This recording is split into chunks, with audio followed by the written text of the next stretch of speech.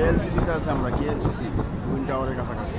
সবাই কেএলসির সামনে আছি, আমি আছি, মাসুম আছে, উবেল আছে।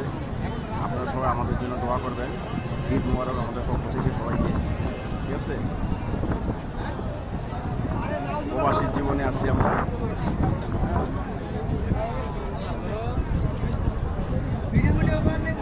কিচ্ছু করি না, ভালো। এই যে কেএলসিসি টুইন টাওয়ার, আমরা কেএলসিসিতে আছি এখন টুইন টাওয়ারে।